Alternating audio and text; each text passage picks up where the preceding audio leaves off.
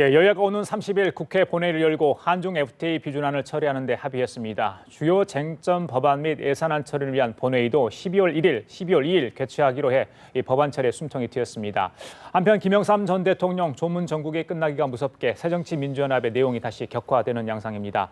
YS가 남긴 통합과 화합 상생의 화두를 정치권이 벌써 잊은 것 같습니다. 고용신 한양대 특임교수, 송승호 건국대 특임교수 두 분 모시고 자세한 얘기 나눠보도록 하겠습니다. 어서 오십시오. 예. 네. FTA 얘기 좀 하겠습니다. 네. 오늘 오전에 이제 극적으로 여야가 이제 합의를 했기 때문인데요. 대통령이 국무회에서 립 서비스만 한다 이렇게 이제 국회를 강하게 질타하지 않았습니까? 그렇죠. 좀 부담이 됐을까요? 뭐 계속해서 어제 밤에 만나고 오늘 오전에 만나서 결국 30일 본회의를 열기로 했습니다.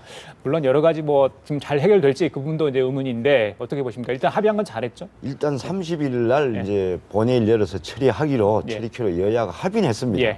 그런데 그동안 야당의 주장에 이제 맞서가지고 이게 계속 합의가 지연돼 왔잖아요. 근데 지연돼 온 부분에 대해서는 아무 의견 접근이 없어요. 그래서 여야 간에 일단은 이제 올 연말까지 무조건 이거를 이제 국회 본회의에서 비준을 해야 된다라는 시간에 쫓겨서 지금 맞습니다. 여야가 그 30일 날 합의 처리한다라고만 지금 합의를 했지 내용에 대해서 합의하지는 않았습니다. 그런데 어쨌든 본회의에서 30일 날 이제 그야말로 30일 더 늦어지면 이제 안 될 거 아닙니까? 30일 날 합의 처리하기로 한 부분은 일단 잘한 부분이고 이제는 좀 그 이 한중 FTA를 가지고 너무 완벽한 사전 조치를 해놓고 이 처리하자 이렇게 하지 말고 세상에 완벽한 법이란 건 없어요.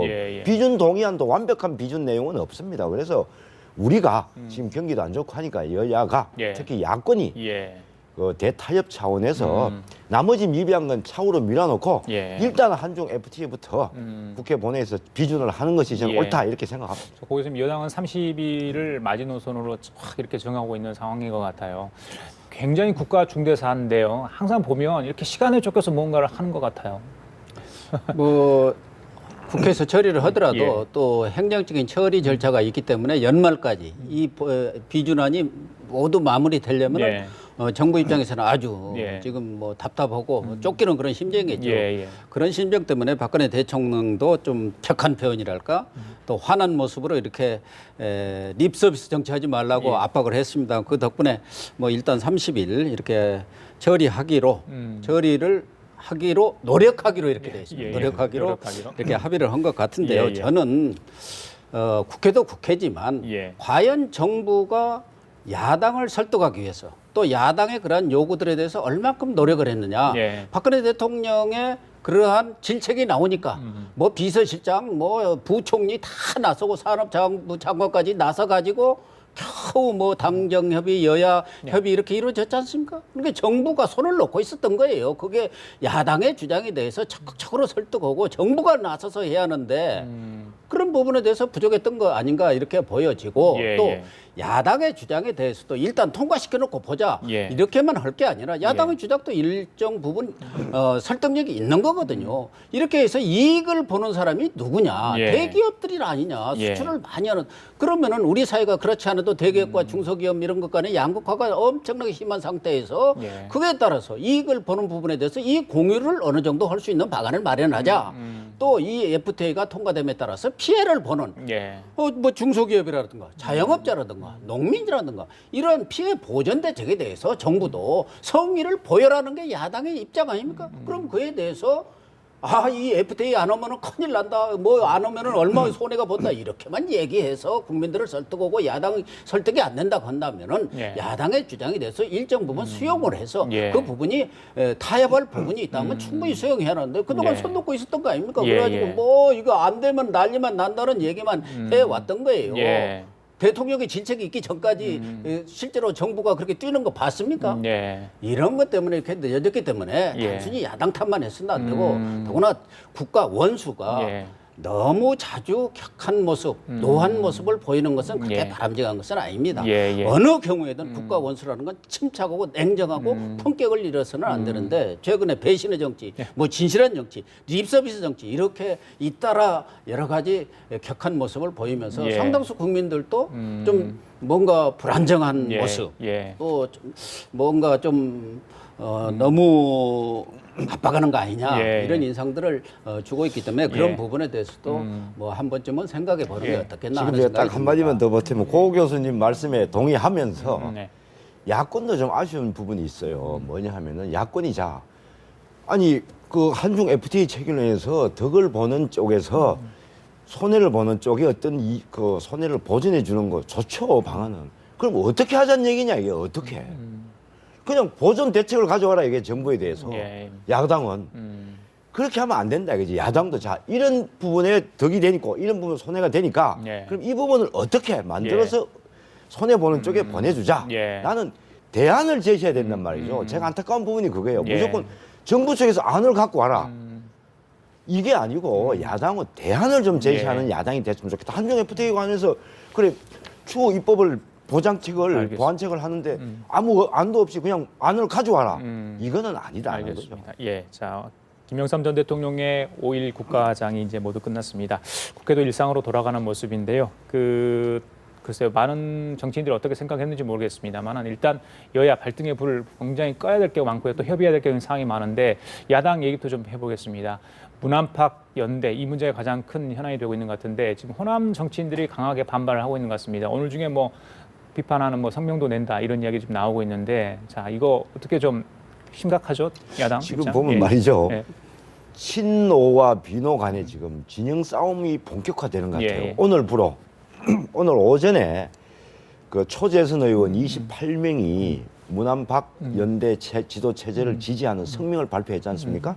조금 전에 우리 현장 기자도 예. 이제 보도를 했습니다만 여기 보면 주로 친노 중심이에요. 진성준 의원이나 전해철 의원이나 임수경 의원, 뭐 서영교, 예. 김상희 의원 등. 그런데 이와 이제 그다음에 또 이제 그 호남 지역 비노 중심의 호남 지역 지금 국회의원들이 문안박 공동 지도체 안 된다라는 비판 성명을 지금 준비하고 있는 거죠.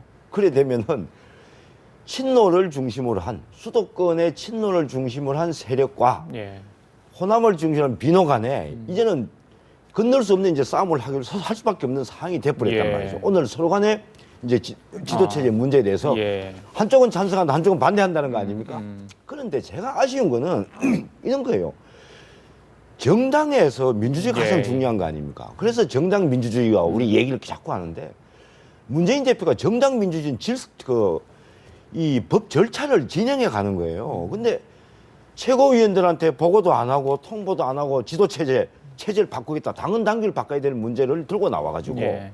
그래 하는 문재인 대표도 좀 안타깝고 또 이런 정당적 절차적 민주주의가 배제된 이런 상황에서 이 절차를 지지하는 이 의원들도 뭐냐 이거죠.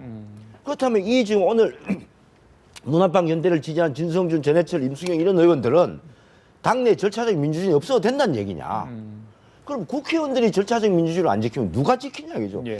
그래서 저는 좀 어느 주장이 옳고 그름을 떠나서 예. 국회의원이라면 가장 중요한 가치부터 좀 지켜나가면서 예. 본인들이 주장을 하고 그에 따라서 국민들의 동의를 이끌어내는 네. 이런 좀 그 절차를 거쳤으면 하는 것이 제 예. 생각입니다. 보시면 어떻게 보세요? 예. 추승용 최고위원이 예. 최고위원회에서 이런 말을 했던 것 같은데 자기가 정치 생활하면서 지도부가 선거에 여러 차례 참패하고도 책임을 안 지고 이렇게 버티는 지도부는 처음 봤다. 예. 정치 지도자라는 것은 김영삼 대통령이 얘기한 대로 명쾌해야 합니다. 책임질 일이 있을 때 딱 책임지는 그런 모습을 보이는 것이 정치 지도자고 그래서 김영삼 대통령도 뭐 잠시 살기 위해서 영원히 죽는 길을 택하지 않은 거 아닙니까? 경우에 따라서 책임을 지는 모습이 보이는 것이 본인이 사는 거예요. 예. 그때 물러났다 해서 정치가 끝나는 건 아니지 않습니까? 예. 어쨌든 호남의 입장에서는 예. 호남 정치인들 입장에서는 그런 것 같아요. 문안팍 연대라는 게 호남을 배제한 연대다. 호남을 안철수, 박원순 두 분 다 PK 영남 출신입니다. 그래서 지난번 문재인 대표가 호남에 조선대 특강 가서도 그동안 자기 시즌에 대해서 비판했던 분들, 특히 호남을 중심으로 해서 무슨 의원들이 비판한 게 아니라 호남 민심이 그렇게 비판이 된 거 아닙니까? 그런 부분에 대해서 기득권 지키기다. 공천권 나눠먹기 이거 나 달라고 하는 거다 하고 이렇게 폄하를 했단 말이에요. 그것에 대해서 호남 사람들의 그렇지 않아도 문재인 대표에 대한 지지가 거의 뭐 철회 정도가 아니고 사실상 문재인 제도에서 사망 선고를 내린 상태에서 그런 말까지 하고 거기에다가 문안파 연대라는 것은 호남을 배제한 문안파 그 영남 연대 예. 이렇게 보는 입장에서 예. 더군다나 문재인 대표 체제로서는 예. 총선 문안파 연대를 해서 예. 만약에 그것이 국민들이 신뢰를 회복하고 지지를 회복해서 총선에서 이길 수 있는 가능성이 보인다면 모르지만 예. 대다수 국민들 뭐 당원들도 그럴 거예요. 문안파 연대한다고 과연 이기겠느냐? 예. 예. 국민들이 바라는 혁신이라든가 친모 패권주의 청산이 이루어진 상태도 아니고 예. 결국은 이건 꼼수에 불과하다. 네. 문재인 대표가 그동안 혁신위를 띄워가지고 시간 벌기를 했고 또 역사 교과서 국정화 문제로 또 시간 벌기를 한 데다가 예. YS 조문 정국으로 시간 벌기를 하다가 이제 문안파 연대로 결국은 시간 벌고 사태에 대한 우회를 하기 회피하기 위한 전략으로 뿐이 보지 않는 입장이기 예, 때문에 예. 저는 뭐 어차피 이 부분에 있어서는 정기국회가 끝나가면서 예전부터 그렇게 예고를 했습니다. 아마 야당 내에 대란이 일어날 거다. 뭐 예. 대란. 본격적인 새 대결이 국회가 정기국회가 문을 닫을 무렵에서 예. 벌어질 거라고 했는데 지금 이제 그게 본격화되고 있는 예, 겁니다. 알겠습니다. 안철수 의원은 아직까지 이제 확답을 내지 못하고 상황인데 29일 정도 입장을 밝힐 것으로 저희들이 알고 있습니다. 그런데 오늘 이제 새정치민주연합의 오영식 최고위원이 최고위원직 사퇴 기자회견을 했습니다. 저희들이 좀 그 오영식 최고위원의 이야기를 좀 들어보고 계속 이야기를 좀 나눠보도록 하겠습니다. 예, 들려주시죠. 저는 오늘부로 새정치민주연합 최고위원직을 사퇴하고자 합니다. 지난 28 전당대회에서 최고위원으로 선출된 후 당원과 국민의 명령인 당의 혁신과 통합을 위해서 맡은 바 소임을 다하고자 노력했습니다. 그러나 부족했습니다. 연이은 선거의 패배, 당원과 국민의 감동을 이끌어내지 못한 혁신 과정, 여전히 분열적 행태를 벗어나지 못한 당내 통합 작업 등 당원과 국민의 요구에 부응하지 못했습니다. 깊이 반성합니다. 정치는 책임지는 것이라고 배웠습니다. 제게 맡겨진 정치적 역할과 소임을 다하지 못한 것에 대해서 깊이 반성하며 그에 대한 정치적 책임을 지고자 합니다. 저부터 내려놓겠습니다. 바라건대 문안박 연대가 분점과 배제의 논리가 아닌 비전과 역할로서 실현될 수 있기를 바랍니다.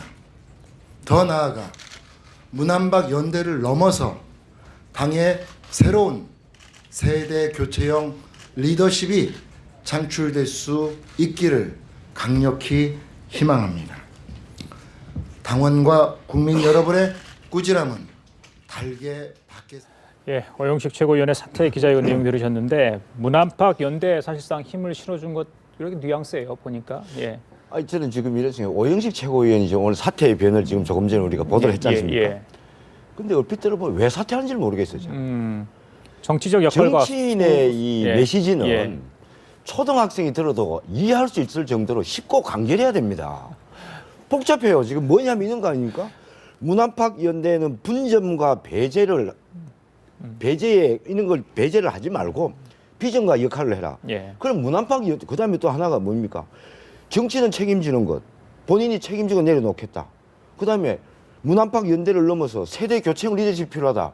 그럼 어떻게 하자는 얘기입니까?